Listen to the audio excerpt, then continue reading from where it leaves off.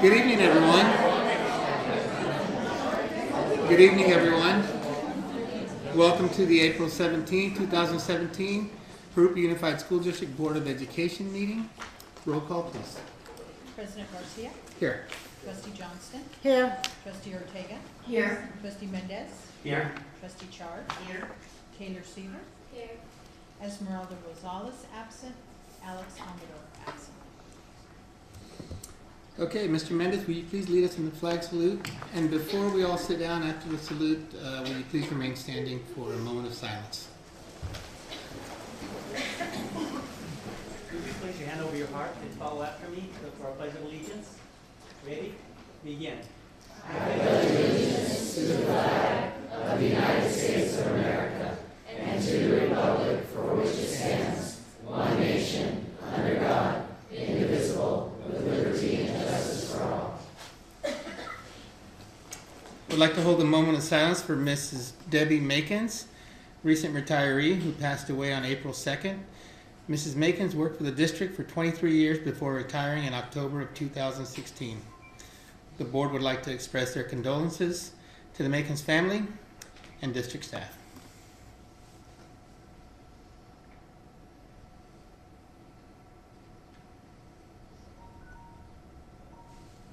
Thank you. Please be seated.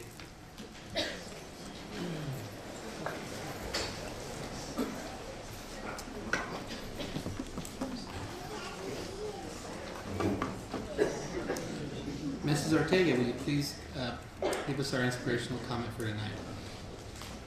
Of course. And I have the honor and the pleasure to share one of my favorite quotes, not just because I wrote it, but because I live by this motto. And I also like to promote it, and especially this month, that is something that's on our agenda of child prevent abuse. So it says, "Together we can be the positive impact in a child's life and change future generations to come." Thank you. Thank you, Mr. Ortega. Ms. Zelzig, no reports for closed session? No reports out. Thank you. First item, welcome 2016-2017 student board members. Mr. Duchamp. Would you report from Jurupa Valley High School, please? Okay, good evening. So far for this month, Jurupa Valley has been recognized by the Riverside County Office of Education to have 85% of our seniors who have submitted and completed their FAFSA and DREAM Act applications. We are busy state testing, and students are using a block schedule to complete the tests this week and last week. Last week we had close to 8% completed for the CAP test and 53% for the ELA performance test. ASB is celebrating Earth Week with spirit days and fun activities. Today was Wear Green, and tomorrow we have off to Mother Nature. Baseball and softball are busy working towards winning more games to make it into league. Men's tennis is currently holding the top set in the Riverside Valley League. And golf did really good last week. Swim and track have a few Jaguars working to gain qualifying times to make the league playoffs. And finally, FFA students are looking forward to the state conference at Fresno this coming weekend, where Kyle Dayton will be a state finalist for prepared public speaking. We are also preparing for the annual car show, which is in May. Thank you. Thank you. On to the second item, recognition. First one, recognize site and district retirees. Mrs. Elzig? Yes, one of our favorite nights. If I could invite the board down to the floor here, and we'll recognize our retirees. All right.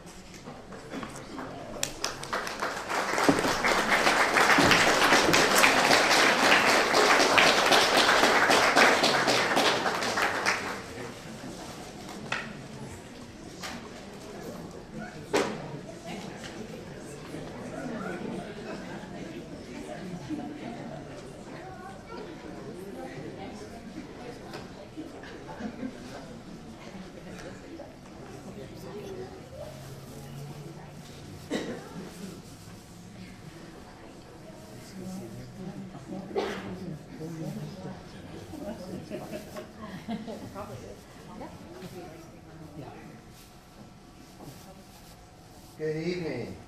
Is this on? I think it is. Can you hear me?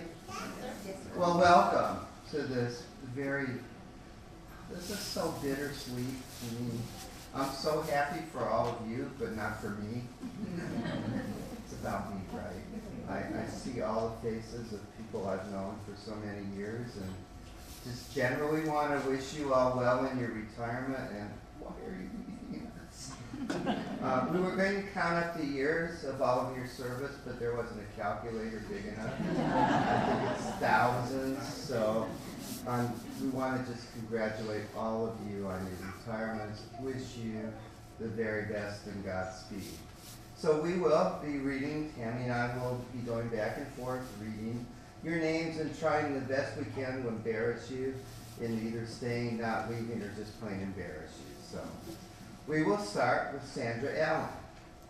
Sandra here. Well, I guess we won't embarrass Sandra, so congratulations.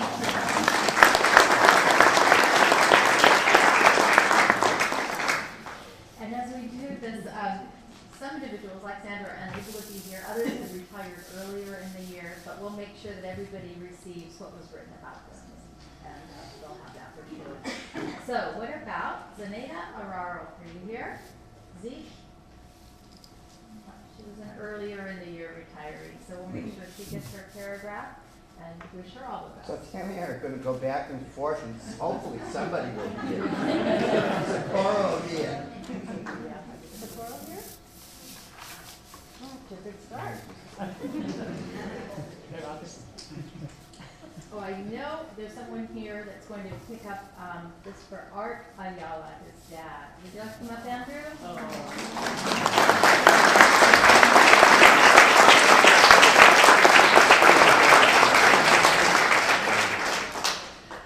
Art Ayala worked for the Jurupa Unified School District over 35 years. First as a grounds worker, then as a custodian, and finally as a custodial specialist. His knowledge and skill of floor care as a custodian specialist is somewhat of a legend around here, and is equal to none. His supervisors always knew that Art could handle every task assigned to him with 110% effort and effectiveness. Since his retirement, he is dearly missed throughout the district, but we know that this next chapter will be one of the best ones for Art and for his family. Please give him all our best. Thank you.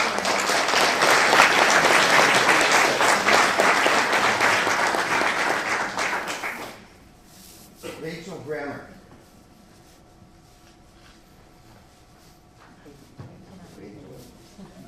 And Patrice Brown, are you here tonight? All right.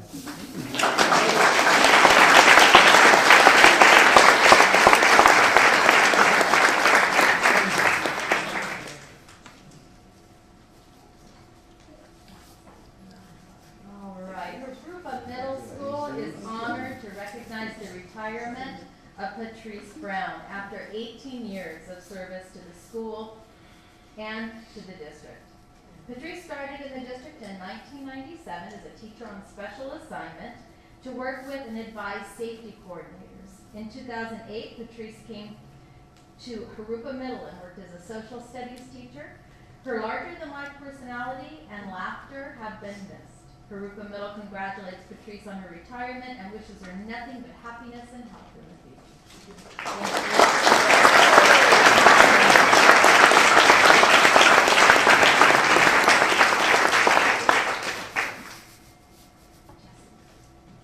Jesse Caballero.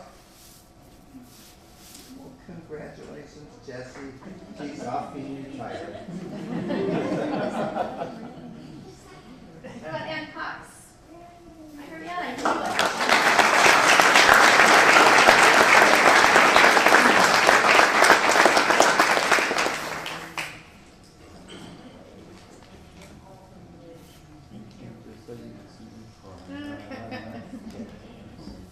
Ann has been teaching in Jurupa for 30 years. After starting her career teaching at Ina Arbuckle in 1995, she moved to Miraloma Middle, where she has taught math and AVID for 22 years. She's an exemplary teacher who will be dearly missed by both staff and students. Her students love her class because they know she cares about them. Her colleagues love her because she has volunteered to help everyone with everything. While we are excited for Ms. Cox to enjoy this next chapter of life, we will have quite a void to fill. We thank you for all your years of selfless service. Thank you.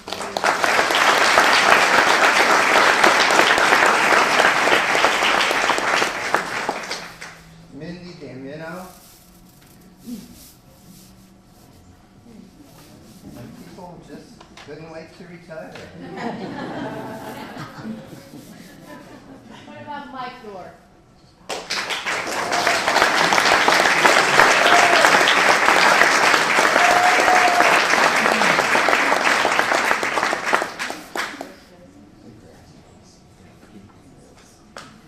Mike Dorr has been teaching in Jurupa for 31 years. The first 21 of those years he taught at Rubidoux High School, and for the past 10 years he's been a model of excellence in the social studies department at Patriot High School. Mike has always provided students with the knowledge that they need to grow and be successful, and he has helped to support young teachers grow in the profession as well. He's a true educator because of his passion for the subject matter and his commitment to the students. And now it's time for him to enjoy his wife, his 2 daughters, and the students in the debate club and mock trials, both of which he continues to support as a volunteer. Mike, we thank you for all your years of commitment and giving our students the very best of yourself. Thank you.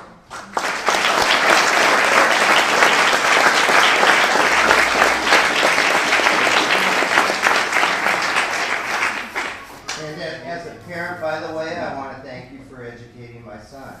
I know it was a tough job. Kimberly Ames.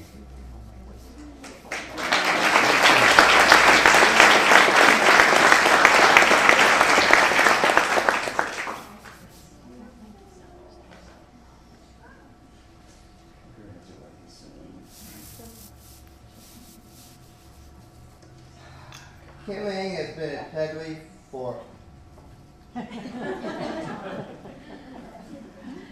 years. Take that all the time you want to serve. One of my former students. Oh, Long time ago. Yeah, because she's been there for 30 years, Mr. Mendez. I was going to say that. Well, I'm going to pay for that. As a volunteer and as an RSP teacher, Kim's connections to Pedley run deep. Even her 3 children attended the school, and she will be missed for all the energy, creativity, and love she shares every day. She works tirelessly for her students, always finding ways to work with and guide them to through those difficult skills. We congratulate Kim on this beautiful time in her life, and we will miss her at Pedley and in the whole district. Congratulations. Thank you.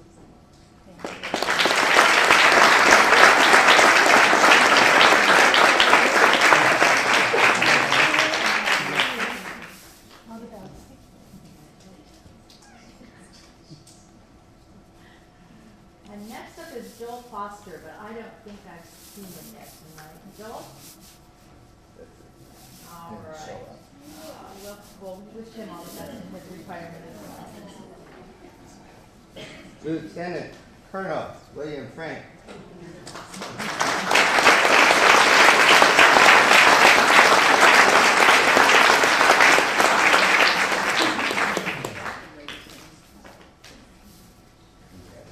Thank you. Pleasure. Thank you very much. Lieutenant Colonel Frank became the senior aerospace science instructor for the Rubidoux High School Junior Air Force ROTC during the 2002-03 school year. Lieutenant Colonel Frank has made a positive impact on the cadets he has taught during his 15 years of teaching. So many of his students have gone off to college in the different branches of the military and have become better citizens and leaders. When he wanted to talk with his cadets, he knew he was known for his calling, "Come on down." That phrase will echo in the rooms 12, 10, and 11 forever. Lieutenant Colonel Frank's presence on campus and the Air Force Junior ROTC will sorely be missed. And I just want to say his students have been evident and present and working hard at so many community events. One in particular where I'm there every year is the Jurupa Valley Food Fest, but they're everywhere. often seen as the color guard for community activities. Your presence certainly will be missed. Congratulations. Thank you very much.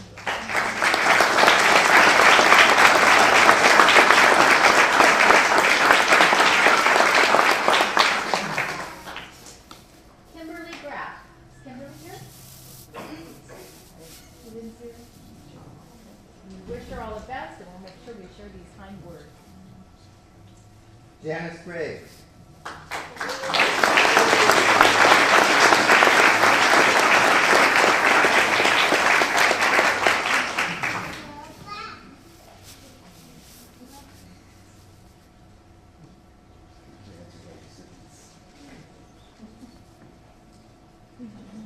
Janice Graves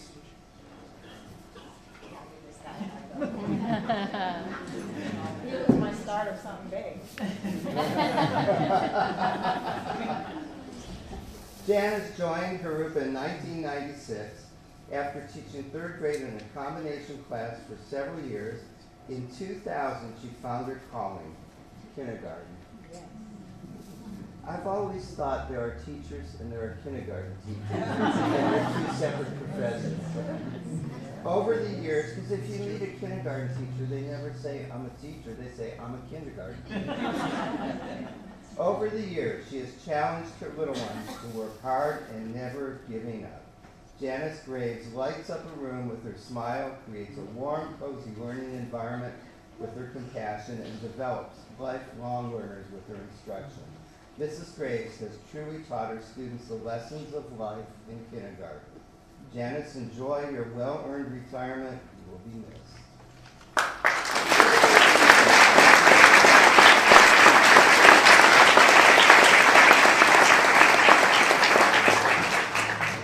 Terry Hainsworth, did you join us tonight?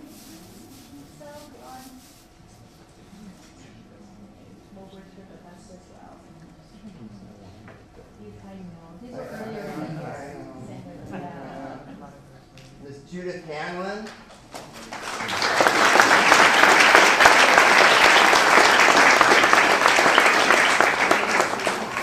Congratulations. Our retirees get younger every year. Miss Judith Hanlon served as a resource specialist at Mission Middle School from 2010 through 2016. She's a lifelong learner and sought opportunities to improve teaching and learning. Ms. Hanlon created and maintained positive and productive relationships with Mission Middle staff, students, and their families.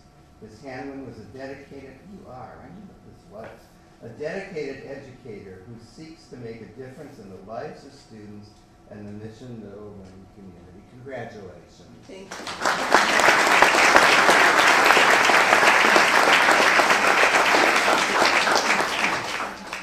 And I know David Hansen is not here. He's moved up north and enjoying retirement. You're up again. Yeah, but I'm going to make a comment about David. Because when I first came to the district, well, the second time I first came to the district, or whatever, Mr. Hansen was a custodian at Rubidale High School. He was the lead custodian. And he knew he had a passion and a calling, and he went back to school to become a special education teacher and retired as a program specialist. And there's just always a special place for people who, while they're here, find their calling, whatever it is. So congratulations to Dave.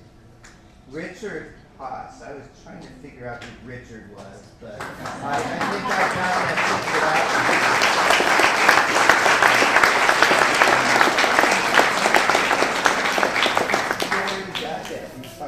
What, you going on the golf course after this? I thought it was here. Richard Nate Haas started teaching math at Rubidale High School in 1984 and also served as the head RHS swim coach for 2 years. In 1989, Nate transferred to Jurupa Valley High School. Many of Nate's colleagues sought his advice when needing to integrate geometry into their lessons, and he has taken the lead as one of the resident geometry experts. Nate also served as Jurupa Valley swim team coach, head water polo coach from 1989 to 2001, leading the water polo team to 3 CIF championships. Nate is known for his coach-like voice, and the Jaguars will forever miss his boisterous and cheerful demeanor, resonating through the halls of Jurupa Valley High School. And just a comment about Nate. Nate's worked on a number of committees and a number of math committees, and you helped open my eyes about teaching high school math when you talked about learning a little bit about teaching math from elementary teachers, and that sometimes we have to go back. And I want to say that Nate is one of those teachers that really grasps the full dimension of teaching the subject areas. Congratulations.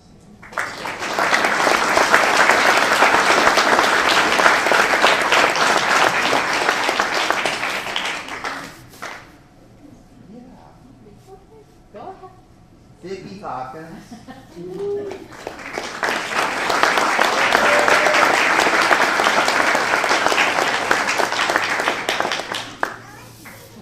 This is not right, you know that. First of all, you look far too. You cannot be retirement age. Altogether, Vicki Hawkins has taught for 27 years, including the past 19 in Jurupa at West Riverside Elementary School, and I'll have a little story to say with you. She has served on many committees over the years, including Math and Language Arts Units of Study. Vicki is a leader on campus, and her kind heart, sweet smile, positive attitude, and super friendly personality are all one of a kind. She is always willing to help those in need and go beyond her regular duties. Now her love for children and learning will turn in a new direction as her focus turns on spending time with her 4 children and 12 grandchildren. You know I have to respect the grandchildren. She will be missed dearly at West Riverside, but we wish our dear friend the best. We do. But I have to tell a little story because I thought we had a deal. I thought you were going to work till we finished the renovation at West Riverside.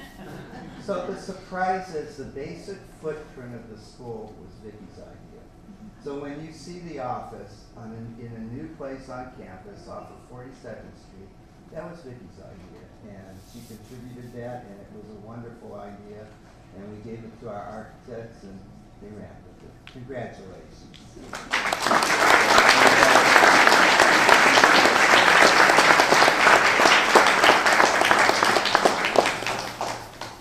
See, by taking one out of the board, I get to do them all.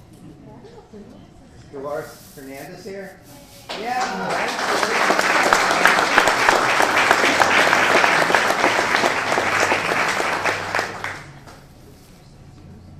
What are you guys doing? Killing me. No. No, I said I know.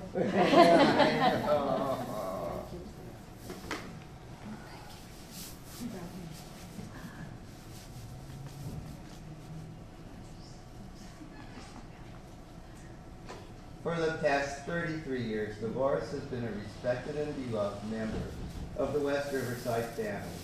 Her career in education includes 2 years as a teacher at a Catholic school, 4 years in LA Unified, and 33 years at West Riverside. At West, she has taken on many responsibilities, including teacher, grade level team leader, EL facilitator, testing coordinator, primary intervention teacher, principal's designee, and school site council member. She can often be found supervising students or assisting teachers during her lunchtime. Dolores is a natural leader and tirelessly offers her support without seeking anything in return. Dolores is irreplaceable and will greatly be missed. Congratulations.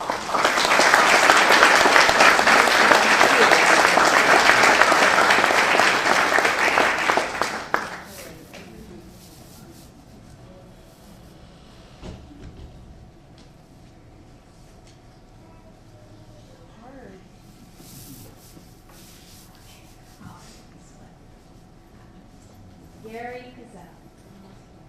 Here.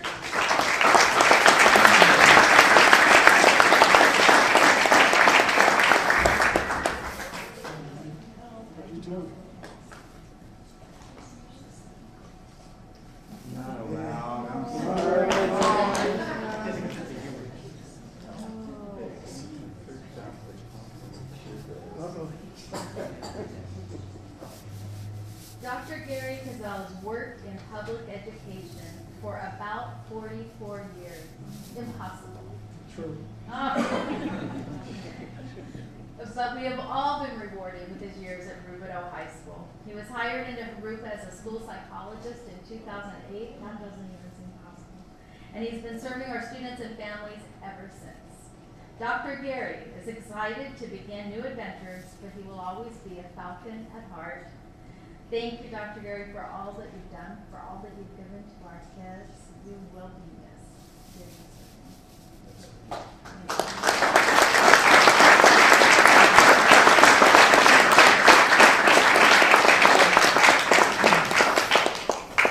I thought we hired you right out of school.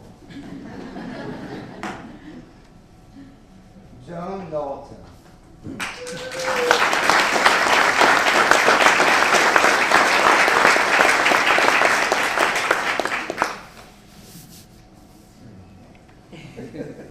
Congratulations. We congratulate Joan Knowlton upon her retirement. She will be missed in Indian Hills for her passion for teaching, her unfaltering optimism that all students can learn, and her team spirit. She served on the Young Authors Day Committee, which is just a wonderful day. Everybody should go. School Site Council, Social Committee, and used her organizational skills as the first grade team leader. Several years ago, Joan took on the unique challenges of first grade after having taught fifth grade for 12 years. She was the example of professionalism, and the first grade team relied heavily on her attention to detail. Her high energy allowed her to keep up with those 6-year-olds until the very last teaching day. Well, we're not quite there, but that's okay. As long as she can run with it, that's all right. She will be missed, but we will rest assured knowing that she is enjoying life near her family in Arizona. Congratulations, Joan.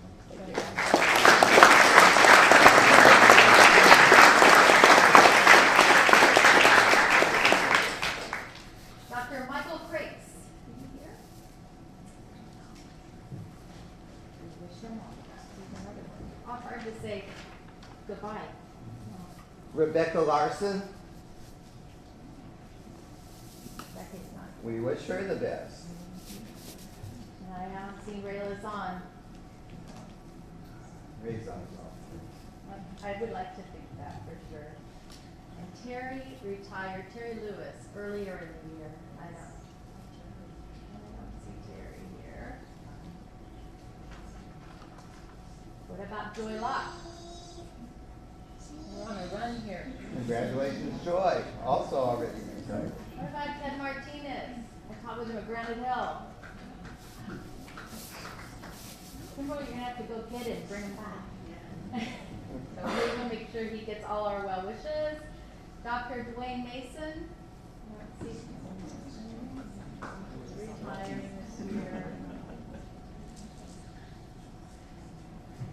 And Mr. Meleon.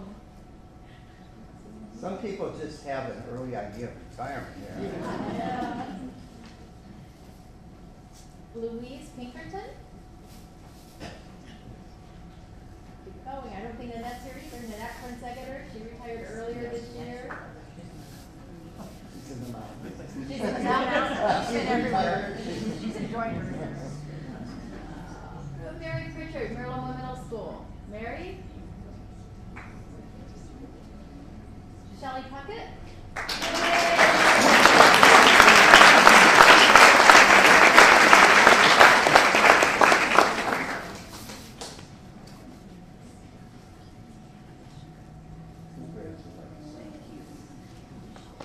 Thanks for all. We are so happy. We are not happy. We're happy for you, but we're not happy for our dear friend and colleague on her retirement. She has taught first and second grades at Pedley since 1998. With her calm demeanor, students love her as their teacher. Mrs. Puckett's classroom has always had a sense of community and structure. She has been able to guide students in staying focused on their learning because of her positive nature. She has so many teaching skills for early literacy and has truly become an expert in teaching students how to read. We thank her for always putting her best foot forward for Pedway and wish our friend and colleague the best in all her endeavors. Congratulations, Shelley, on your retirement.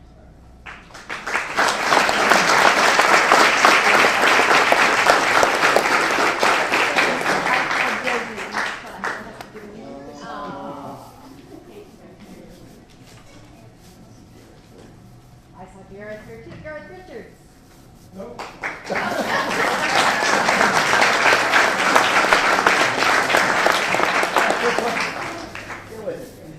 Thank you. Oh, thank you. Congratulations. Gareth Richards began his teaching career at Rubidoux before transferring to Jurupa Valley, where he has taught several courses including drafting, computer graphics and design, photo, and video and TV production. Many of his colleagues sought him out for technological support and to help him integrate technology into their classrooms.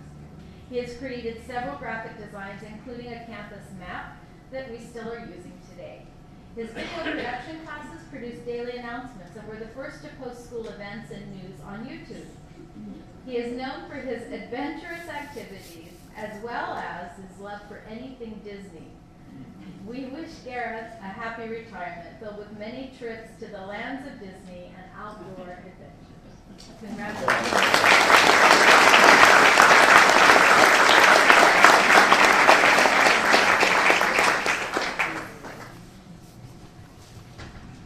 Janet Richards.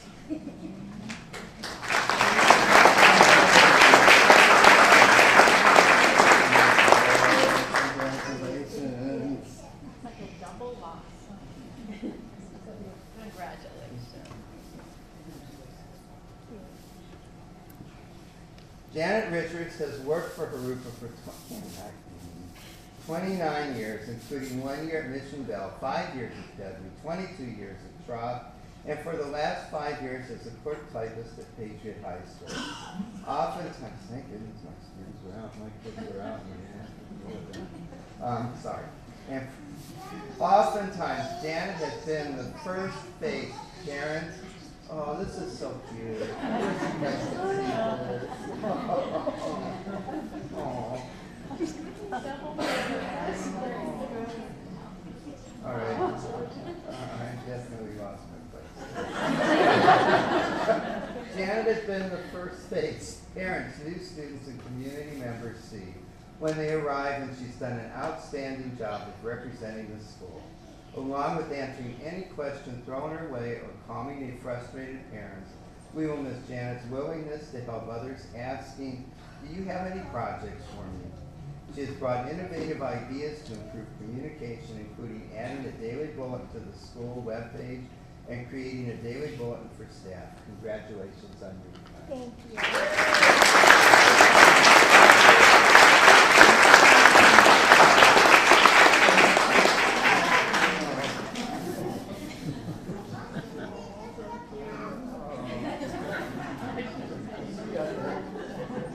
We know who's getting that clap. Don Robinson. And the best that I have some Karen Russell.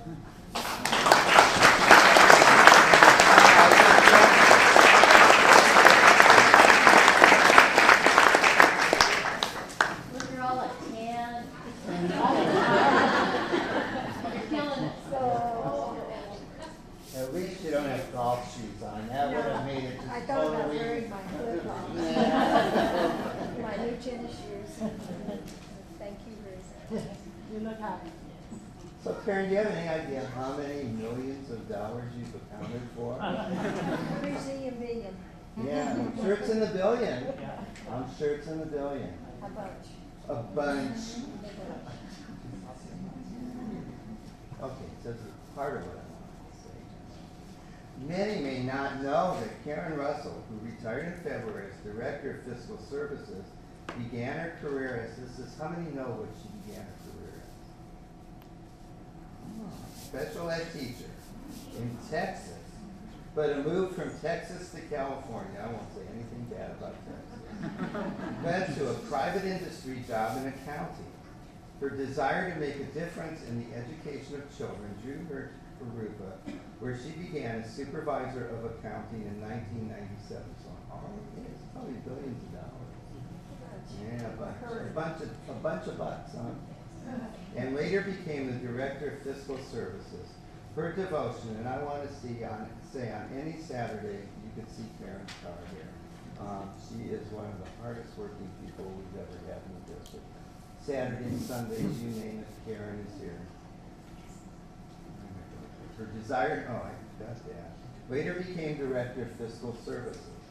Her devotion and commitment to the district's financial stability was evident by the respect she received from her fiscal team, colleagues, and supervisors. It has been an honor and pleasure to serve with Karen. Best wishes on your new journey, Karen. Enjoy your time traveling and being with your grandbabies.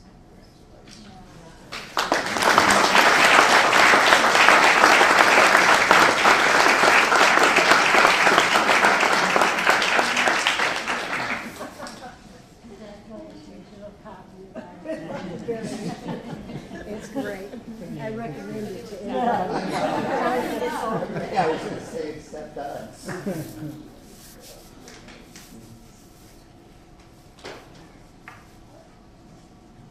Lucinda Rutten. Carol Schaefer.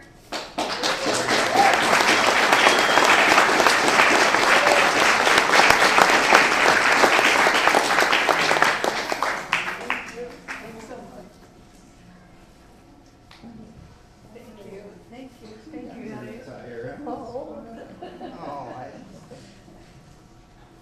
really lobbied to change the retirement laws so people would have to work longer. John Wooden once said, success is a peace of mind, which is a direct result of self-satisfaction in knowing you made the effort to become the best of which you are capable. She began her career at Mission Bell, moved on to Open Sky Country, and was then chosen to open Camino Real in 1988. Camino Real's Carol Schaefer has achieved that success. During her 29 years at Camino, she has skillfully taught nearly every grade, from directing kindergarten performances, playing the sixth graders versus staff in softball games, or coaching the after-school program basketball games. Carol goes 100% in awe.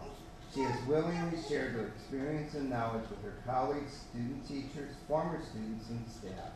Carol has successfully done it all. Congratulations on your retirement.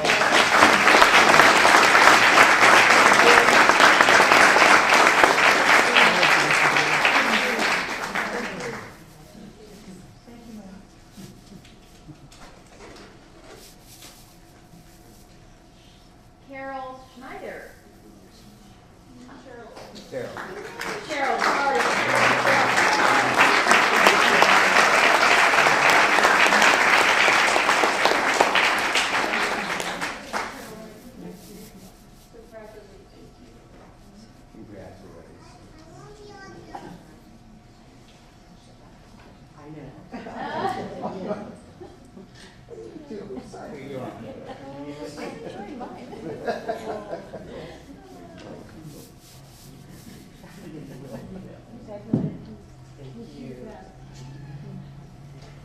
Cheryl has been a clerk typist in Jurupa for 27 years. The first 17 years at Rubidoux and the last 10 at Patriot. Cheryl has been the model of professionalism, courteousness, and teamwork since day one. She will be missed for her calming voice on the other end of radio calls from campus, her welcoming words provided to students and parents when they enroll, and her delightful smile. Now it's time for Cheryl to enjoy retirement and spend time with her 2 sons and 6 grandkids. With the best. Cheryl, we wish you all happiness. Patriot will miss you. Thank you.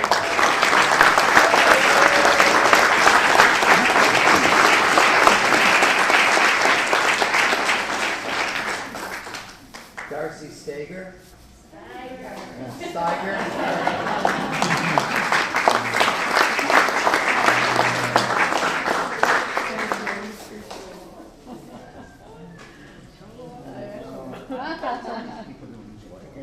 Well, I'm still volunteering, I know. Okay, all right, all right.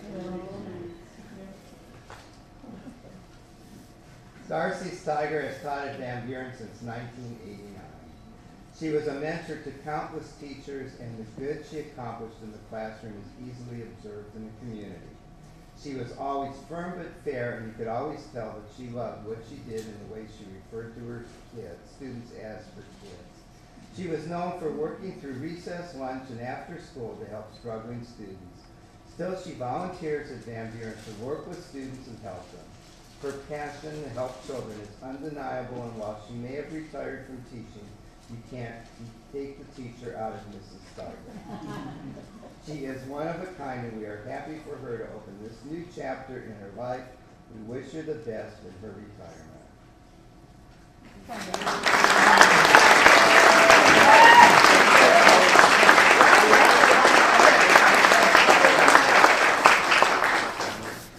Next up, Terry Stevens.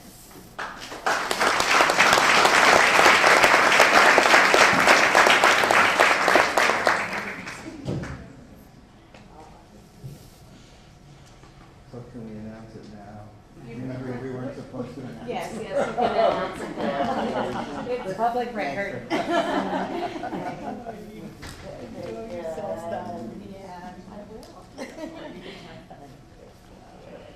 With both sadness and gratitude, we say farewell to Terry Stevens. Not quite yet. Sorry. Close out.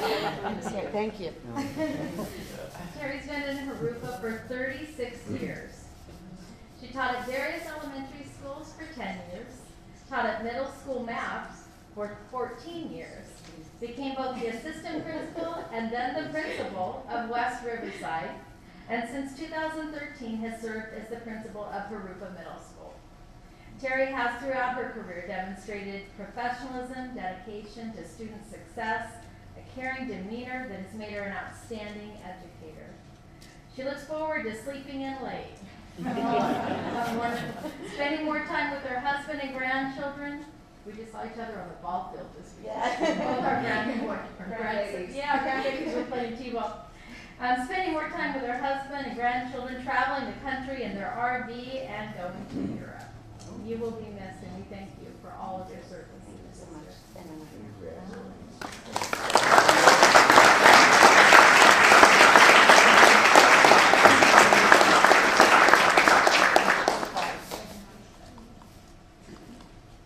Judy Wigg. Congratulations, Judy. She was earlier in the year also Penny Wyrick. But we wish her We wish her the best. Make sure, did we get everybody? That's like my worst nightmare. You skipped two? Vivian Stoneberg? She's not here. Was there one more, Denise? Cheryl Walker? Are you here? What? Okay, not here. I believe our board president might want to say a few words. Would you? Okay. Maybe he doesn't. Well, thank you all for your service to this district. I know on behalf of the board, we thank you for everything you've done for our students over the years, and we look forward to your success in the future. And a couple of quick shout outs, Mrs. Puckett and Mrs. Milton. Both had my son Desi, and Miss Milton had Nick as well. So, and I think they're doing okay. So. But at this point, I think we'll take like a 10-15 minute recess so that everyone can congratulate everyone, and thank you again.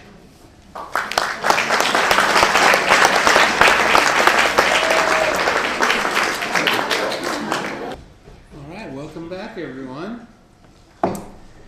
Our next item is 2A, Recognize Child Abuse Prevention Month. Mrs. Ford. Thank you. April is Child Abuse Prevention Month. We ask the board to join us to promote the social, emotional, and physical well-being of our students and support the safety of our students in an environment free of child abuse. We have pens and bracelets for the board to show their support for the National Child Abuse Prevention Month.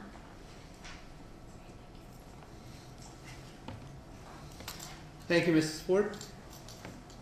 Okay, now on to board comments. So This is a new section, and I'd like to go ahead and start with Mrs. Chard. We'll just come up the line. Don't have much to report on.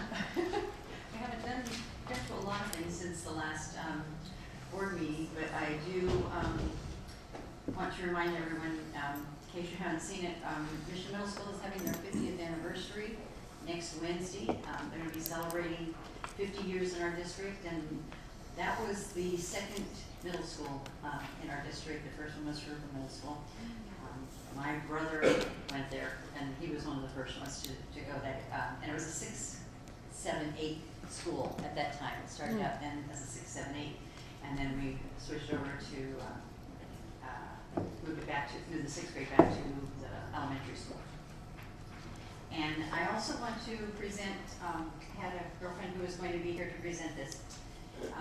The Jensen Alvarado Ranch is in my area, and it's on the far end. And if you're not familiar with it, we've had a lot of classes go there. It's the oldest non-Adobe brick home in Riverside County right now, and they do tours of it. And we had a lot of our elementary classes that used to go there for the 4th grade for their history class. And they operate it on the days that the kids are there, and on certain holidays, they'll operate it. She's given the district a book that they had put away, and it's Cornelius Jensen's handwriting. At the time, Riverside County and San Bernardino County were sort of just one area, and it was just San Bernardino at the time over in Aguamanza. And this is from the Jurupa School. And it's a register that he did in his own handwriting. He was on the school board, he was on the county board of supervisors, he was on city council, he was on a lot of things, but he was, as the school district, he kept the records of the things that they bought and how much they paid for it. Teachers back then got anywhere from $45 a month, I believe, or a year. It was very little too, $60, that was the highest paid one. And Denise is our keeper of old things, and so she's going to take care of it for us and get it displayed. But it's very fragile, and I'm very proud to say that they have found it and given it to us. It's really interesting. He was very meticulous about his writing, but it's very interesting to read some of the things and some of the people. A lot of the settlers that settled this area, the pioneers, went to school there. My dad went to West Riverside, so they were over at the other school, and they came over into this area and settled our area, which eventually became part of Jurupa. So I'll hold it here, and then after the meeting, if anybody wants to look at it, yeah. That's all I have. I hope everyone had a nice Easter, and see you at our next board meeting. Thank you, Ms. Chard. Mr. Mendez? Thank you, Mr. President. I was fortunate to attend an event at Jurupa Valley High School this past week. For parents, it was a parent graduation ceremony for those that participated and completed the parent training entitled put on by the Parent Institute for Quality Education. This organization does really a great job in training parents to become better partners with the school, so that they're more aware of what the role of the school is, the role of parents, and to establish a connection and a partnership, a true partnership with them and their students and the staff at the school. And it was really noteworthy to say that this is one of the largest ones that I've attended. It had almost 100 participants, graduates that completed the program, a 6-week program, I believe it was. And the vast majority of those parents that participated had perfect attendance throughout. At the end, their testimonials were incredible in terms of the impact that it had on them, their closer relationship with their students, with the staff, and just how much more productive they can work together for the betterment of their students and the success of their students. I'd like to personally congratulate the administrative staff in particular that took a leading role in getting the Parent Institute there on campus. Ms. Kim Corbin is here this afternoon, the principal there from Jurupa Valley. I didn't even mention the school, but it's at Jurupa Valley High School. And the staff that worked with her in putting this together was extremely well done. The parents are truly appreciative. And one of the things that stands out in my mind, and I'm sure it'll happen again with this particular training as I've seen in the past, is that many of these parents themselves did not finish high school. And so getting a certificate of this type means much more than what I've already said. Many of them wind up putting it on a wall space at their home and point to it and say to the students, you know, I want your diploma to be next to mine. So congratulations for a wonderful job over there. I also had a report of our CBF committee meeting that we had this afternoon. We gave several scholarships. My colleague here is also a member of that committee. I'm going to turn it over to her. The only comment I'll make in relation to that is that the quality applications that we received for scholarships and those scholarships that we were able to give to students from all of our high schools were incredible. And reading the applications of these students, it's really refreshing and rewarding to see the caliber of these students, and looking forward to the success that they'll have in the future. And it was a pleasure to be a part of this committee that helps provide some support for them to pursue their future and their careers. So with that, I'll turn it over to my colleague. Thank you, Mr. Mendez. Ms. Ortega? And that's me. So yes, congratulations to all the students who received the scholarships. It's an honor to, sit on a committee where we get to choose and make, tough choices, because they're all wonderful students. But I know that for myself, when I received a scholarship and a computer, it made my success in college that much greater, thanks to those scholarships. So congratulations to them, and also to our retirees this evening. It's very humbling to see, how many years of service our teachers have put into, the lives and generations, like I said in my quote. I know that my generation after me will be will have that much of greater opportunities because, of teachers who have dedicated more than just their time. I get to see things like that on a day in and day out. And as a proud product of this district, I get to say that. And also, I attended the event with Mark Takano, our congressman, and Judy White, our county superintendent. And I love a quote that she says. She says, "Be a history maker and a stereotype breaker." And I just listening to those words of inspiration, and how this event was titled, "When Women Succeed, America Succeeds." So just giving the opportunities to these young women to take positions and lead the way. So I was honored to be there last week in this event. And lastly, I am a big supporter, like I said, of this month's prevention, child abuse prevention. I do that work on a daily basis, so I know that I'm already wearing, as you can see, the things that they gave us up here. So yeah, I encourage everybody to take that stigma away, and any way that we can prevent child abuse is a way that we can create stronger communities for our kids. So thank you for being here. Thank you, Ms. Ortega. Ms. Johnston? I'm looking forward to the awards ceremonies this spring because I think the scholarships are going to be exciting awards. I have a group of ladies I meet every month for breakfast.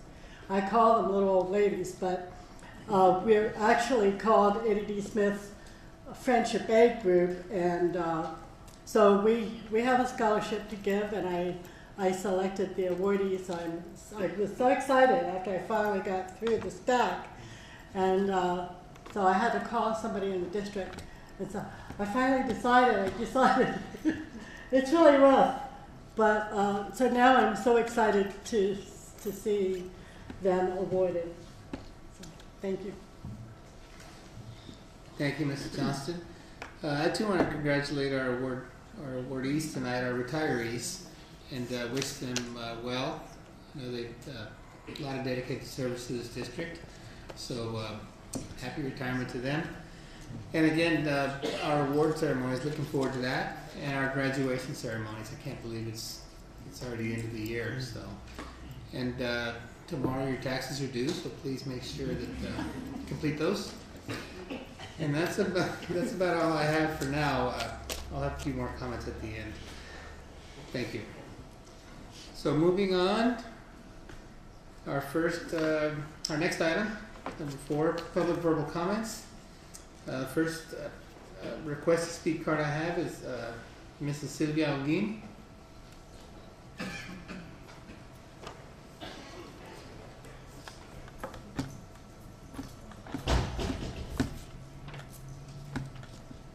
We all have heard and seen the tragedy that bestowed San Bernardino in. And it was heart-wrenching that a child died. I believe that child died unnecessarily. Right here in our district, our personnel department are safe as can be. And everybody has the right to be safe when they go to work. But above all these students have the right to feel safe. That teacher should have been called from the office.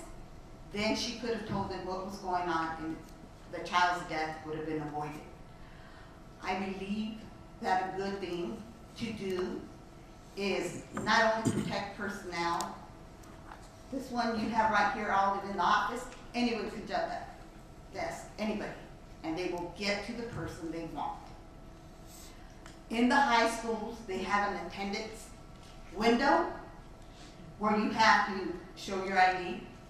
And that should be happening at all schools. Elementary, middle school already has it, but our babies need to be able to feel safe because all our kids in this district and beyond are gifts from God that we as parents need to protect. I'm glad that personnel has that protection. It would be very hard for someone to get in there, but let's think about the kids first. And everybody has the right to feel safe. Classified employees, certificated employees, management directors, all across the table. So let's make sure and put a standard in our district that everyone will be safe. Thank you, Mrs. Olguin. Okay. Next card I have here is Allison Loki. Perfect. Thank you so much. Thank you very much for the opportunity to speak to the board this evening. I'm from Jurupa Community Services District, and it was lucky for me to come on retirement night. That was really great. It was very inspiring and touching, and sadly you lost a lot of years of really incredible teachers. I can only hope when I retire, people say things that are half that nice. I doubt it, but one can only dream. So anyway, I won't keep you at a short comment period here. You know, we try to support education in any way possible, and I did want to bring to the board's attention that we do have all sorts of education programs that are available. They're from K through 12.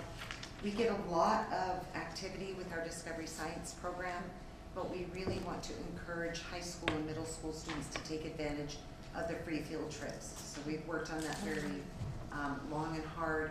We think it's important for them to get out in the community, and that is paid for free. And I also wanted to invite all of you and staff to our upcoming Community Vote Day. That is something the last 2 years, your school district students have won that Water is Life contest repeatedly. I think they've had the top 3 winners out of 4, and I've been here with some of them. So I really wanted to encourage you and your staff and residents to come. It's from 12 to 4 on May 6th. We're gonna have hot dogs, a face painter. This year we got a train. It's free to the community, and everybody can vote for the poster of their choice. So thank you very much, and have a nice evening. Thank you for having me. Can I leave these here as well? Thank you so much. Thank you. All right, next we have Victoria Laredo.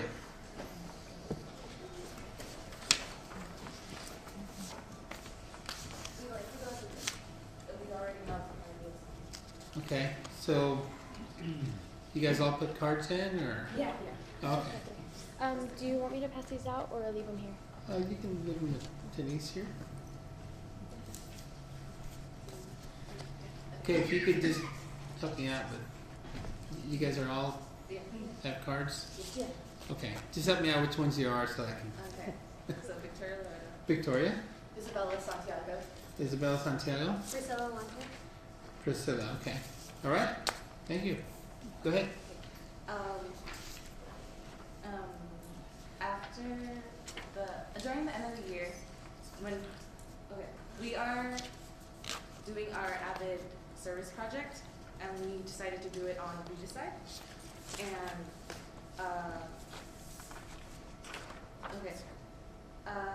we're from the school Patriot High School, and from at the end of the year during freshman year, I formed a group called the Light Readers, and that's a book club because we read lightly, big books, and we, by the help from our advisor, we were then encouraged. Well, not encouraged. We were influenced to pursue the Avid project, and we chose Redecide because we saw this problem going around in our school. And for those who don't know, Redecide is the killing of reading in schools and in society, which is also done by social forces such as technology, social media, and standardized tests. And we chose this because we also, from our research, we realized that this goes around at our school all the time, and we also came to understanding that our library gets no funding at all, and we would like to change that. For our project, we actually interviewed the librarian, and when we were talking to her, we realized that the only new books that they do get is for the California Young Reader Medal nominees, and the only new books they get are either from donations from like the libraries themselves, or like the books that were there were from when the school opened. And a lot of the books are outdated. They're like from like 2000 or before. And we realized that this is like a problem because it's hard to do, especially when you do research and things like that. With outdated books, it's really hard to do those types of things. Overall, reading test scores are down nationwide with only 5% of students reading at proficient levels. And I know that many more students would actually read books if they were available to them. So we are requesting to get funds for the high school libraries in general, so they could get more books, so they could encourage more students to read, because the percentage of Americans who didn't read a book during the past years in America has been rising, and we want to prevent that because we want us students to thrive in school and to read at that proficient level. We are asking for your support to revive the love of reading, not only to enhance the students' reading levels, but to also save reading from becoming a dying culture. Thank you. All right. Thank you.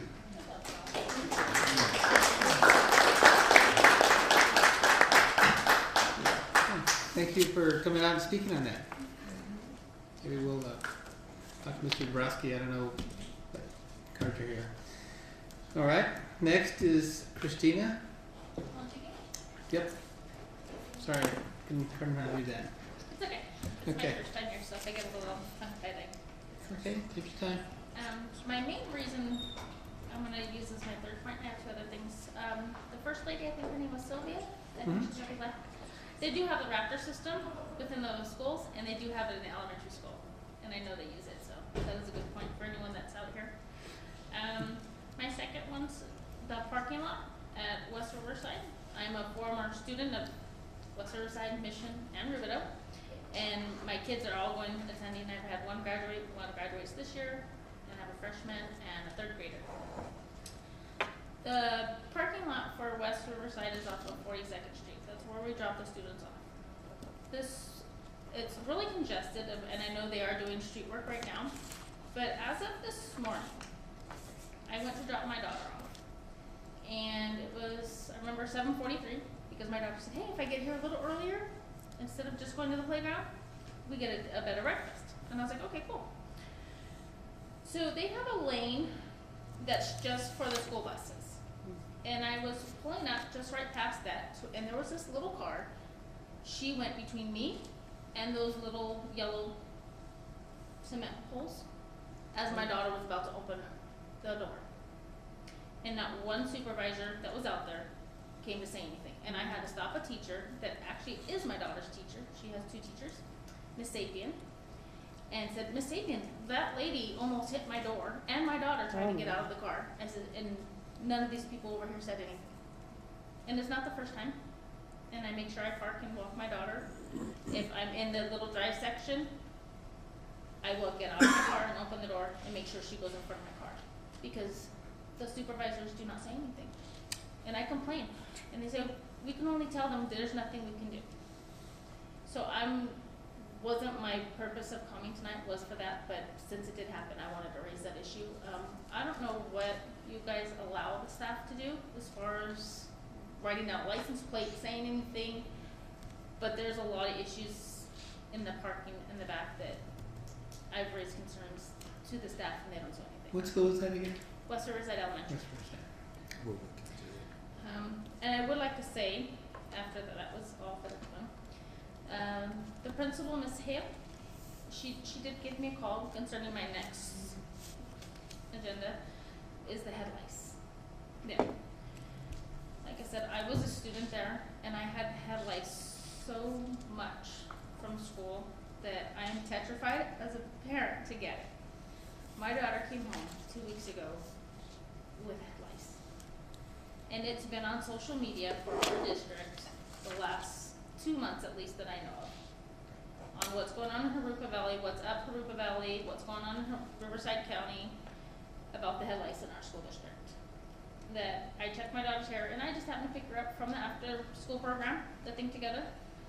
And she was about this tall. So I was like, hey, let me see your head. And I saw an egg in her hair, which meant 4 hours at night of checking my daughter's hair, which is only about yearly, if I may say. 4 hours to do her hair every single day for 2 weeks, which means she's crying because she's been at school till 5:30 in the evening in a program that I have now withdrawn her from because I reported a month and a half ago of seeing a student there with so many eggs in her hair on the side that you see I have glasses on. If I take them off, I can't read that sign. Not the fine print, but I was able to see that many eggs in her hair because they were so white. And I reported it to one of the ladies in the program. And then after I signed my daughter out, I went to the site supervisor's classroom, reported it there as well. It was a Friday afternoon. The next week I asked, did you happen to say anything to the mom? Mind you, I talked to the little girl. I don't keep my daughter away from her. I just tell her, be careful. But I wouldn't want to exclude somebody because it's not their fault. And she said, let me check. She checked with her other stuff. Nobody had mentioned anything to this mother or anyone signing them out. So, like I said, a month and a half later, my daughter got lice. I kept her home from school the next day to take her to the doctor. My doctor wouldn't even see them. They have now changed the policy where for my doctor's office, because it might not be what you guys could deem contagious as a cold or severe something else. But they're afraid to get it on their clothing and pass it to another patient that comes in. And then I had already treated my daughter the night before I even went in, which meant I had to go out and buy a kit for her and myself. My boys were fine. I have three boys in the home. But that was $40 that I had to go spend for something I had been reporting already, that they're not making notifications. I found out that you have to have 3 students in the classroom, that one classroom, that have been reported to have head lice in order for them to send a pamphlet home. I understand the no-knit policy, you're not going to keep them out of school, but at least notify the parent that the kid has lice. They're not going to notify the school. I will because I'm afraid to have somebody else get lice.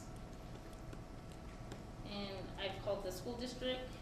I've had 2 phone calls back, but they haven't got back to me with the rest of them. I've called the CDC. I've called our state of California regarding the policy because I've been told from our district that it's a violation of privacy and a bullying act for them to call the parent and say your kid has lice.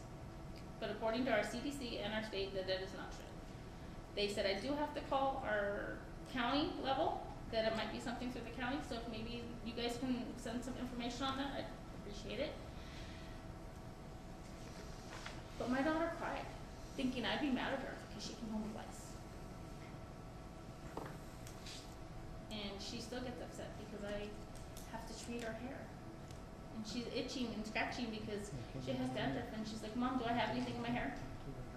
No, you don't have anything. And if I'm taking too much time, just please let me know, I'm sorry. No, that's okay. I just wanted to just kind of double check. I'm not sure if you've had an opportunity to talk to Mr. Dabrowski here, and he's, you know, maybe, maybe.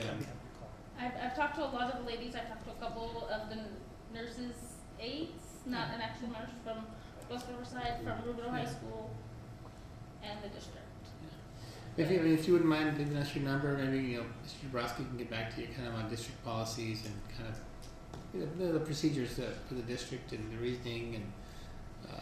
Well, I have heard a lot of the policies, but some of them, like I said, they're saying that it's the state's saying that it's a invasion of privacy. I don't see how calling that one student's parent. Mr. Dabrowski can clarify that for you. Okay. Yeah. And I know you guys do pay attention to the social media, and that was one of the reasons that my principal did call, because somebody else posted a parent asking and saying that they've kept their kids out of school, 3 kids out of school 3 days as of last week. And I did tell her, hey, you can't do that. You know, you're going to get in trouble for truancy for keeping your kid out. But it's a bigger problem. You guys are going to lose more funding not speaking up and telling that one parent. Sending a note home. I notified the school. Nobody notified me that my daughter had it. I notified the school. And it was 2 days later before they even sent a notice home in my daughter's class because they had to go make copies. Mr. Dabrowski can clarify and go over what happened, because we need to retrace the information you got. Okay. Thank you. Thank you. We'll have to contact you. Okay. Thank you. Okay. Thank you. Oh, you're here right now. Okay. Good. Yeah. Thank you. Okay, I've got no other cards here. If anyone else would like to address the board, please come forward now. If not, we're going to move on. All right.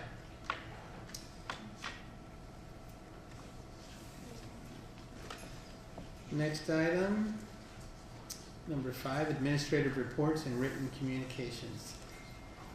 5A, school facilities program report. Dr. Hanson.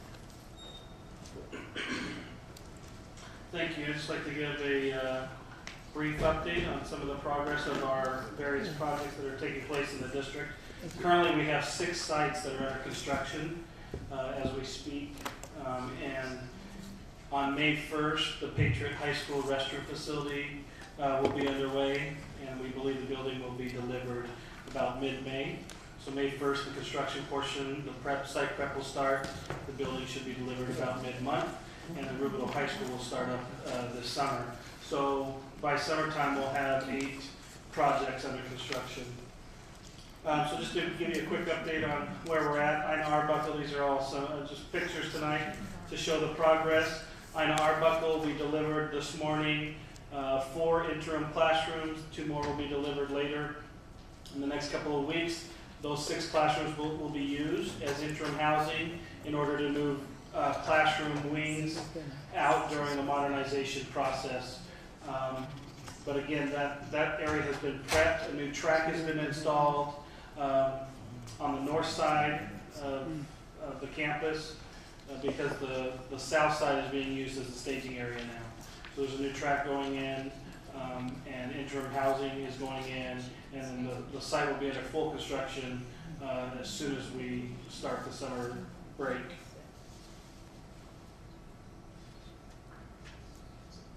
Mission Bell, as well as under construction. We will start the demolition of that office on this week, actually. I believe Thursday they'll start the demo of that office. So the construction fencing and staging area has all been laid out, and that project is underway as well. So this project is phase 1, which will be the new construction of an office and a multi-purpose room facility. Phase 2 will be the modernization of the classrooms, which will come at a later time. Sunny Slope Elementary, I know that you guys are aware of some of these projects because we posted in the weekly letter, but Sunny Slope Elementary, the 2-story 8-classroom facility, that was dropped over spring break, and now they're just kind of doing the interior portion of it and prepping the exterior for the stucco and the foundations for the stairs, elevator, and the flat work that will take place out front. Again, that is an 8-classroom facility with a teacher workspace, and restrooms are added to that campus. Currently, they only have one set of staff restrooms, and so we're adding another set of restrooms for the staff and students there with this facility. The K-8 is underway, as you know.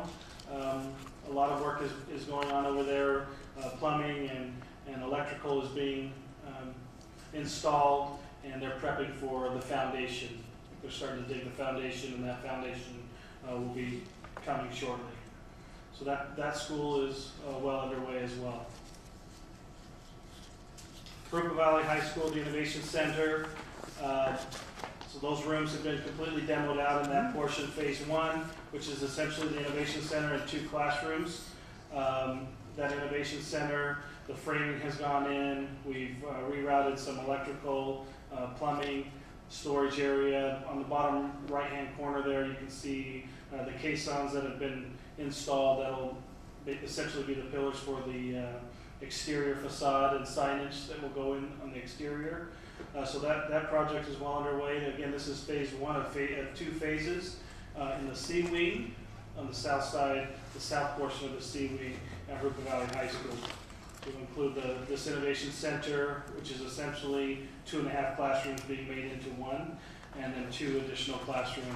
The 2 classrooms across the hall will also be remodeled.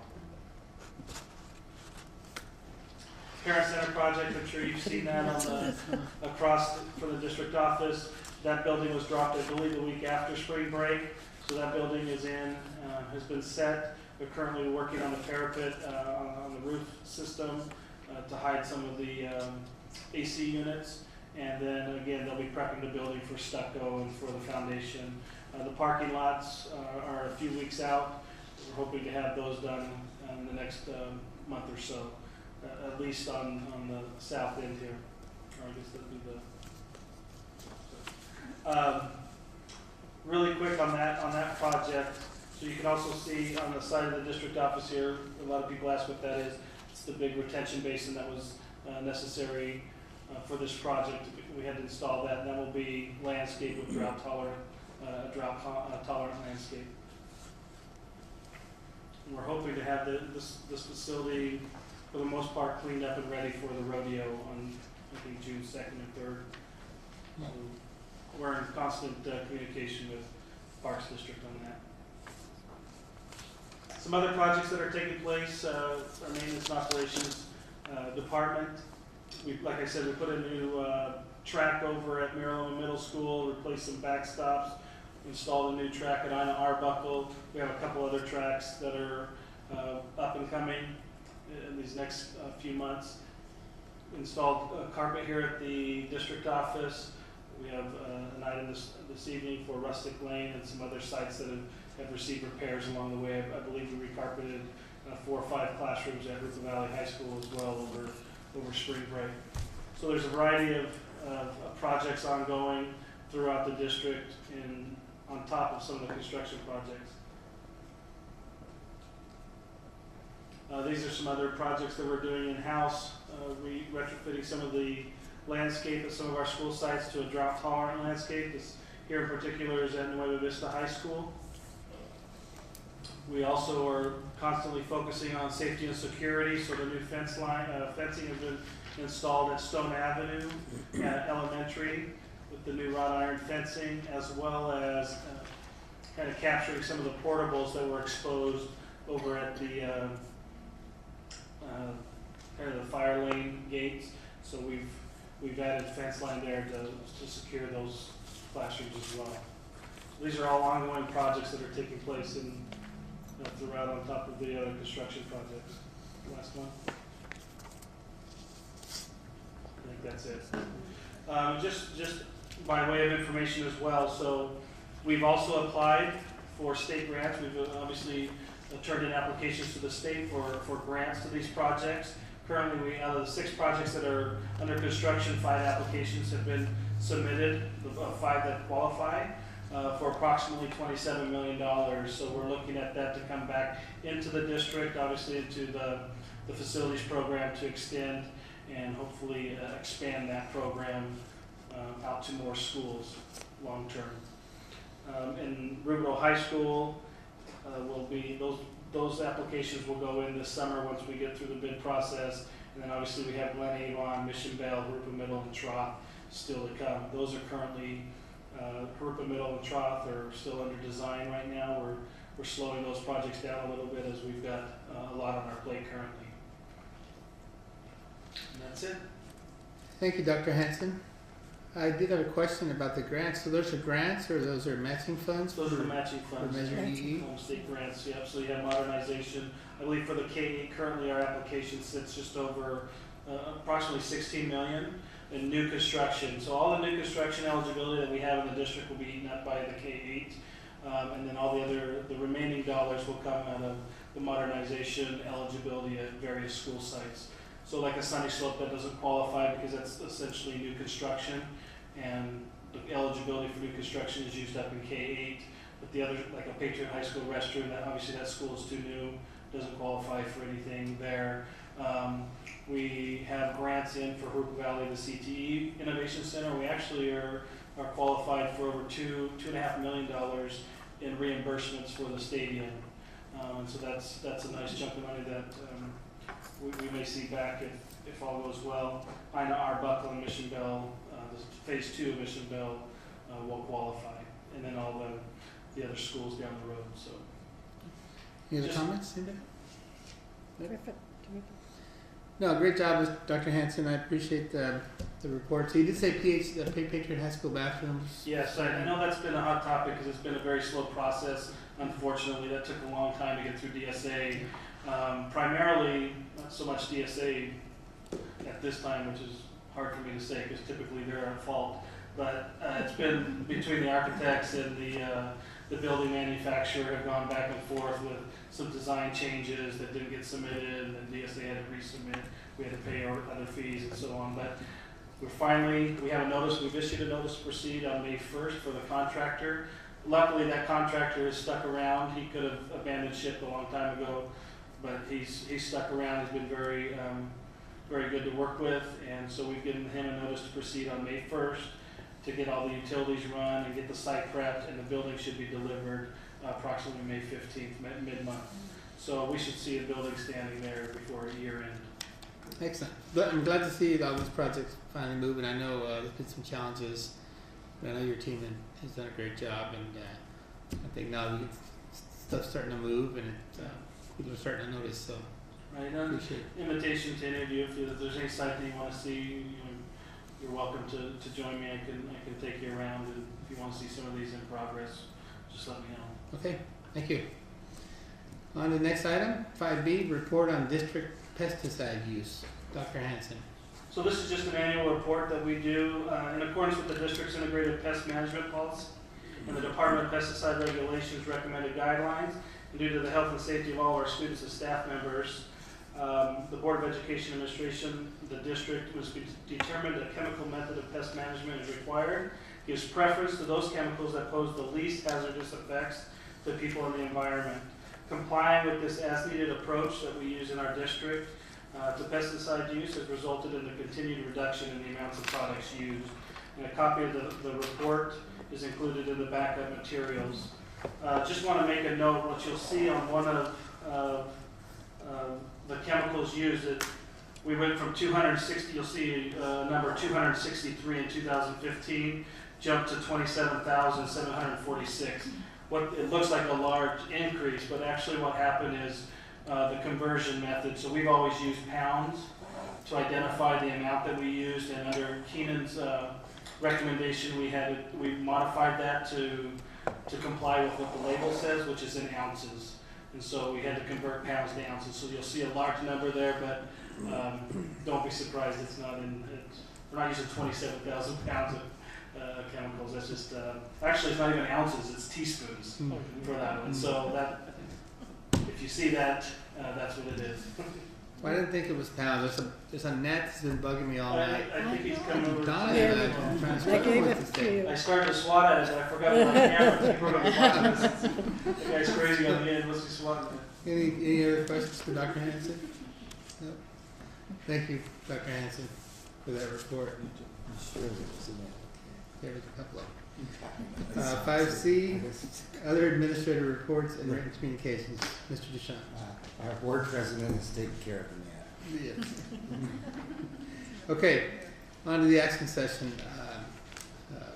Item A, approve and adopt routine action items A1 through 22 by consent. So moved. Motion by Mrs. Johnston. Second. Second by Mr. Mendez. Any questions or comments? Okay, call for the vote.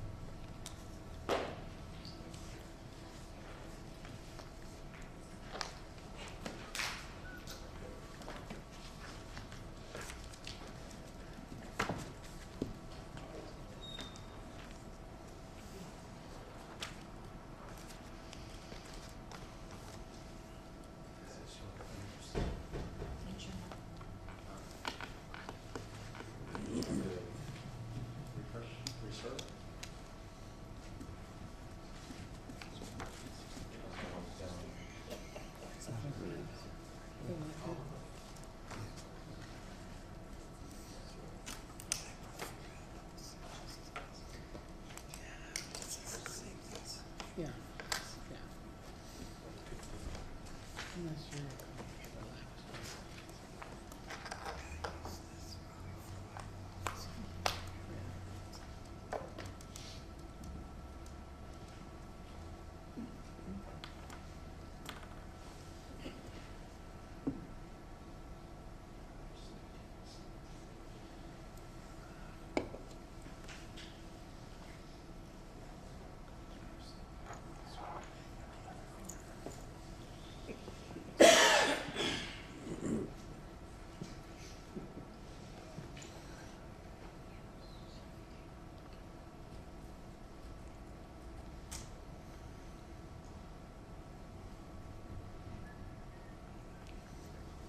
I put those three cards down together.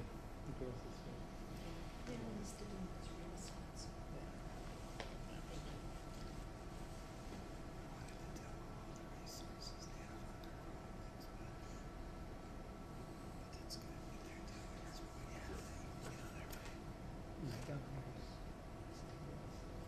She's a tutor. It's a cool project. They talk about it. Yeah, I can go to the meeting, I guess. That's fine. You know, at least we can talk about it. Yeah.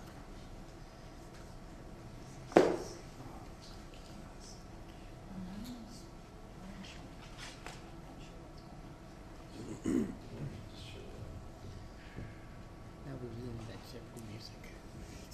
For the next game music. Even better.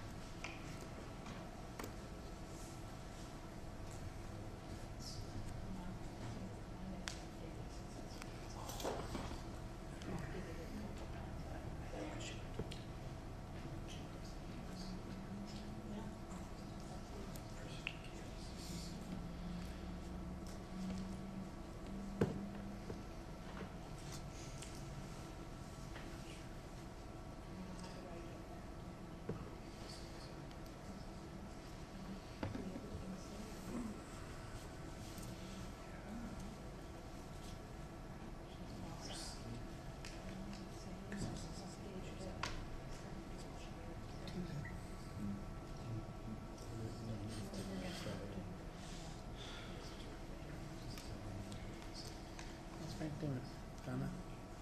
How's Frank? He's fine. He's the one that made me sick, I guess. He's fine now, and I'm not. It's fine. Okay. So Denise notified me that the vote measure or It's fine. motion passes 5-0. Thank you. Okay, on to item B, award contract for carpet installation at Rustic Lane Elementary School. Dr. Hanson. Administration recommends this evening that the board award a contract for carpet installation at Rustic Lane to Continental Flooring in the amount of $155,355. Thank you, Dr. Hanson. So move. Motion by Ms. Chard, Second. second by Mr. Mendez. Any questions or comments? Okay, we'll call for the vote.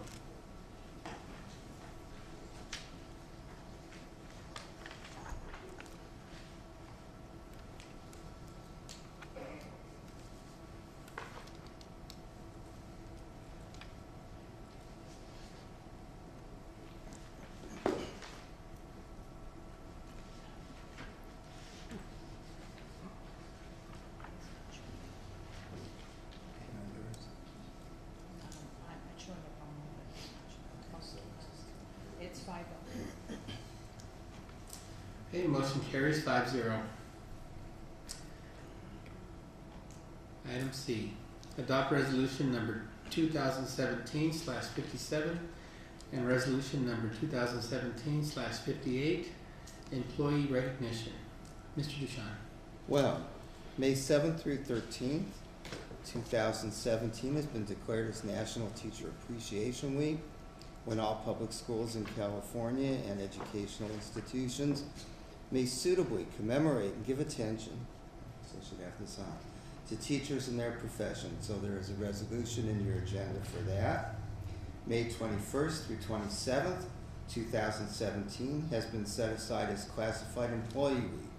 During this week, the district will recognize classified employees for their support and care of Jurupa's children through a variety of jobs in the district. Administration recommends that you pass both resolutions. Thank you, Mr. Ducharme. So moved. Motion by Mr. Mendez, Second. second by Ms. Ortega. Any questions or comments? Okay, call for the vote.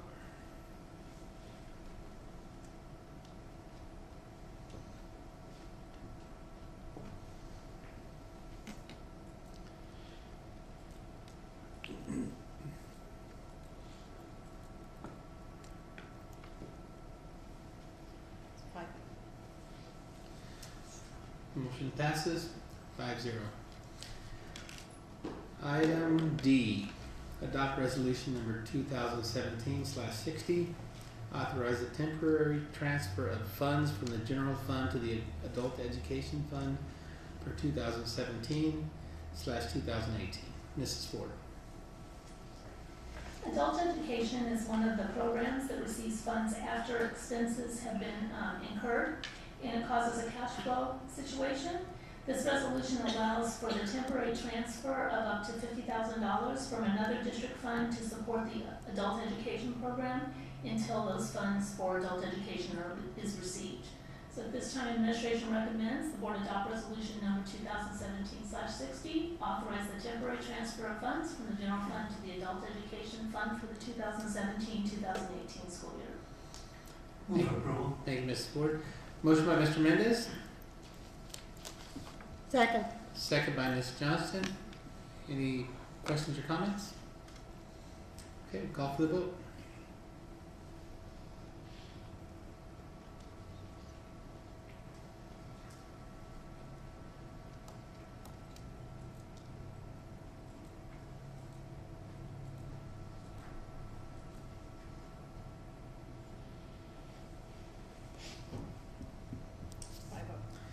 Motion passes 5-0. Item E, adopt resolution number 2017/61, authorize the temporary transfer of funds from the general fund to the Child Development Fund for 2017-2018. Mrs. Ford.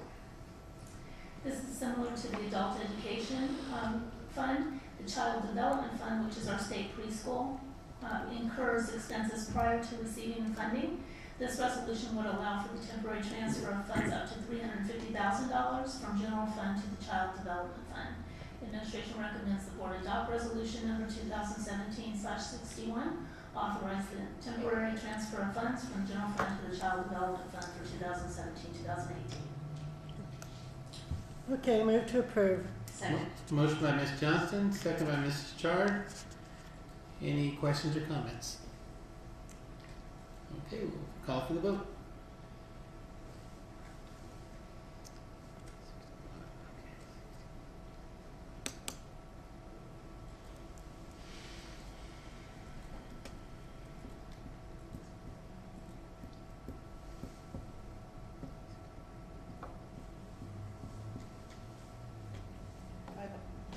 Motion passes 5-0. Item F, adopt resolution number 2017/62, annual delegation of administrative authority to process routine budget revisions, adjustments, and transfers. Mrs. Ford. Some preparation for next year's budget. So in order to meet district goals and support its programs, it may become necessary to process routine budget revisions, adjustments, and transfers between objects, resources, or funds. Administration is requesting the board allow business services to process these routine budget revisions. The board will still receive interim budget changes that are made during the year, which will be reported and presented to the board along with any other financial reports. Administration recommends the board adopt resolution number 2017/62, annual delegation of administrative authority to process routine budget revisions, adjustments, and transfers. Move for approval. Motion by Mr. Mendez, Second. second by Ms. Ortega. Any questions or comments? Okay, we'll call for the vote.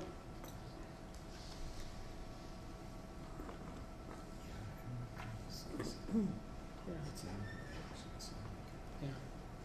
So I can go ahead. I guess I gotta talk about that. I guess that's mine. No, I'll do it. You can back me up. You know, man.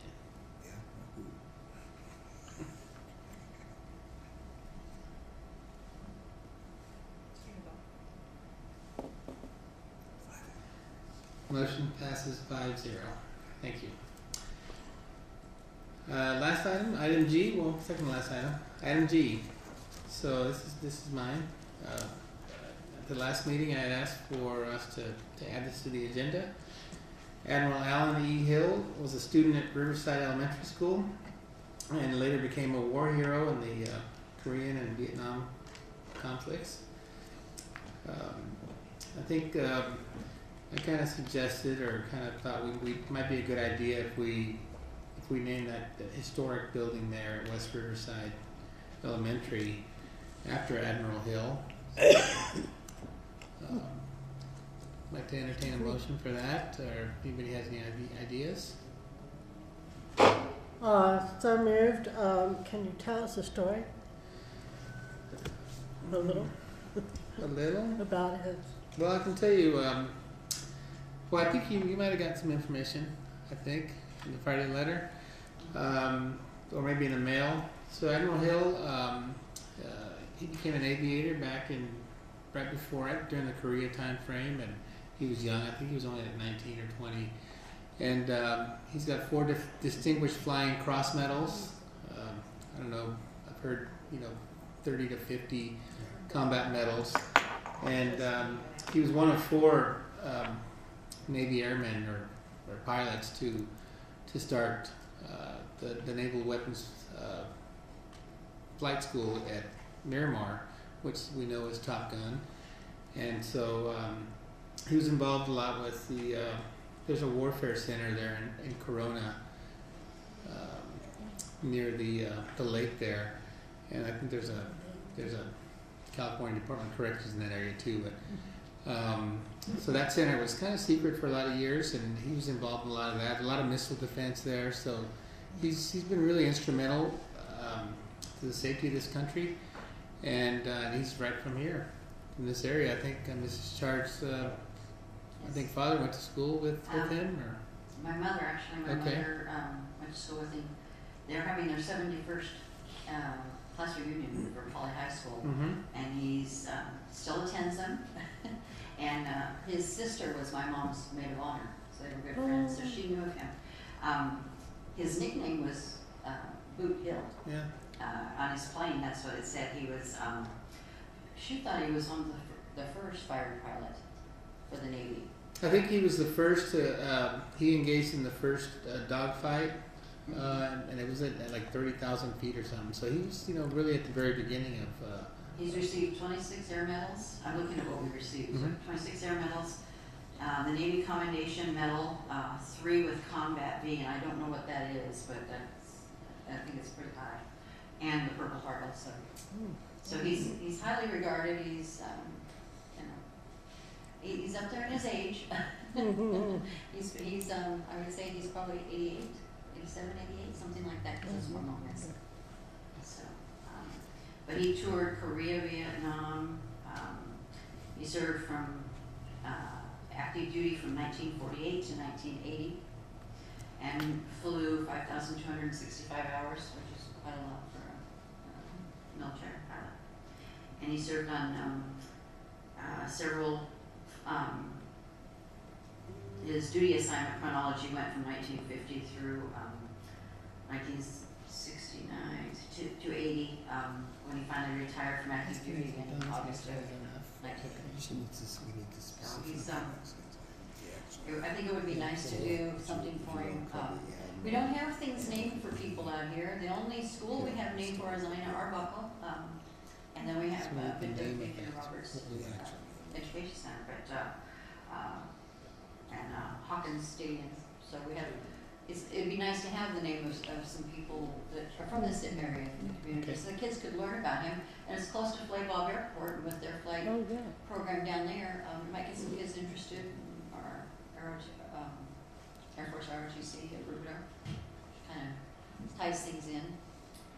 Mr. President, the other nice thing I think in terms of considering this is that oftentimes we recognize or pay tribute to people who made significant contributions once they're no longer with us, and when you're still being around, it kind of would be nice if this does that get resolution gets adopted by the board to have him actually be recognized there for a ceremony. So that's just a thought that I have as I look at this. And this record definitely is extremely impressive. I mean, to be honest, I didn't know him at all, anything about it. And once I received the information, you had mentioned some of the last board meeting, and then when I received this information, I thought, oh my God, this person has really accomplished significant, things in his life. So, thank you. Any other comments? I think, I forgot what I was going to say. Yeah, resolution. Yes, I was just going to mention that, as Mr. Mendez said, I think it's a couple of years before West Riverside gets remodernized, and maybe if we had like a mock groundbreaking, just a small thing, especially maybe when those kids are still in school this year, or maybe beginning of next year. I think it'd be nice to, at least the students there at West Riverside would kind of like a little ceremony, so they know what this means, and kind of recognize it that way before the school's completed as for remodernization. So one thing, Mrs. Johnson, you made a motion. We just need a motion. A second. What we decide the actual name, is it going to be Admiral Hill, Admiral Allen E. Hill? We need the specifics in the motion so that we can work from that. So would you like to specify that? Any other comments from the board maybe on? I think because it's just my suggestion, because it's an old building, call it the Admiral Boot Hill building. Or we could put his name, there too, but I mean, I think it should have maybe something to get the kids interested. Well, why is it called Boot Hill? Oh, yeah, it should be, It might, it should be its whole name. Admiral Admiral Allen E. Hill. Boot Hill. Boot Hill. Oh, yeah. I'm sure that we can probably get some pictures from him. Yeah, I know we can, and we have a lot of memorabilia. I think we could put the school there. So, Ms. Johnson, would you like to amend your motion just to include that whole name? I'm in the motion, yeah. As Linda stated, what was that again? The name again? You want to do the formal name? Okay. Name it after Admiral Allen E. Hill as stated. What about Boot? You want to put Boot in there? What do you want?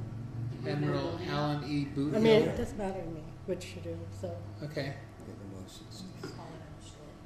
You can just call it that. I second. Just say the motion that way. So, okay. So, Ms. Johnson, you move that we name the school, or that historic building. Is there anything else we need about the building? What I'm understanding is it'll be approved naming the West Riverside School Historic Building, the Admiral Allen E. Boot Hill Building. Yeah, that's good. Is that correct? Is that good? Ms. Stark? Second? Okay, we got a first. Okay, let's go over the first and second again. Okay. Motion by Ms. Johnson and a second by Ms. Stark. Okay, we're all good? Any other questions, comments? And we can possibly put in quotations, because that was his nickname. Yeah, Right. that should be, yeah. That's part of it. That's part of it. You want Yeah. a building or historical building? It should probably have Rear Admiral because there's a difference, I understand, between Admiral and Rear Admiral. I think Make it's sure that okay. that's correct. Typically, like in the military, like if you're like a colonel or a lieutenant colonel, they usually just call you colonel, like Colonel Franks today, I think. Okay. So like sergeant, they just call you sergeant if you're a gunny sergeant, or it's kind of a general term. Is it, Rear Admiral is not a It is. higher It's class or whatever? No, it's probably like I think it was a 2-star, but people you would usually just call him Admiral. It's just. We just want to make sure we have it correct so that we Yeah. don't. That's fine, however he. Okay, so what was the question on the building? You want to call it historical building?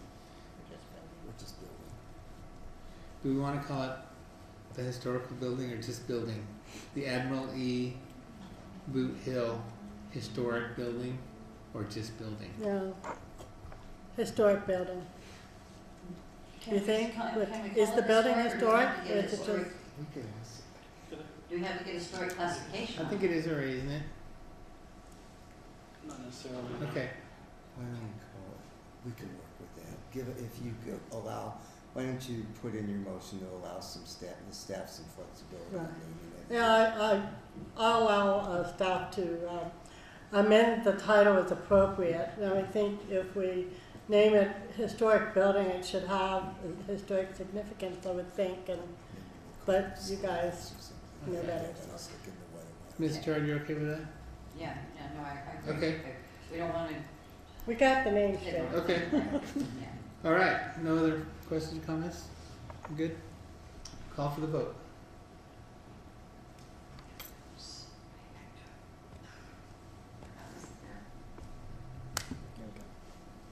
Got it?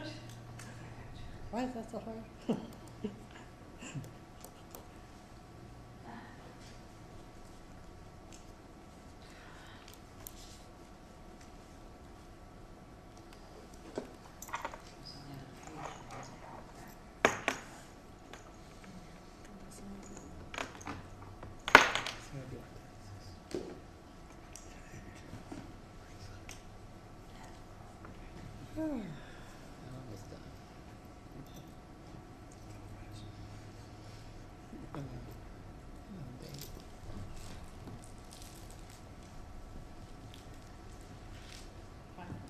Motion passes 5-0. Final item today is board member committee reports or any additional comments you may have. Mrs. Chard, start with you. No, I have a DAC meeting this week that I will be going to, so I'll report on that the next time.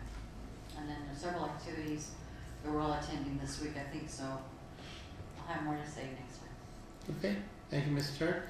Mr. Mendez? No additional comments, Mr. President. All right, thank you. Mrs. Ortega? Mr. Ortega? No, sir, thank you. And Ms. Johnston? Yeah, I'm good. Thank you. Nothing, everybody's good? Okay, I just wanted to say, great job, Dr. Hanson, on the $27 million grants there that hopefully we get. And that'll help out a lot, and hopefully we get more for the projects. And just kind of wanted to kind of reiterate that Admiral Hill's little, kind of like a little mock groundbreaking maybe might be a good idea. And you know, I have some friends that know him, and we could probably surprise him maybe. I don't know.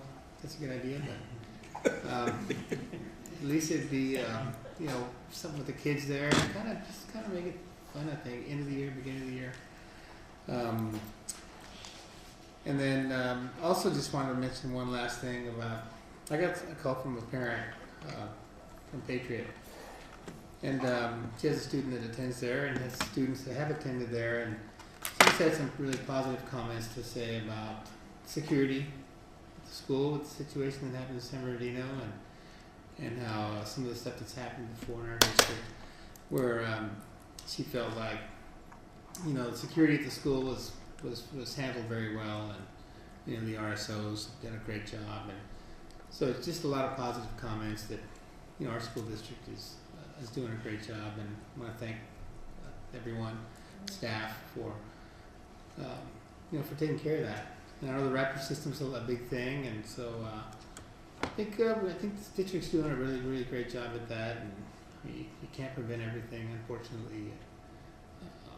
But I think just wanted to mention that I got a call from a parent. So thank you all, and that's all I have for tonight. Meeting is adjourned.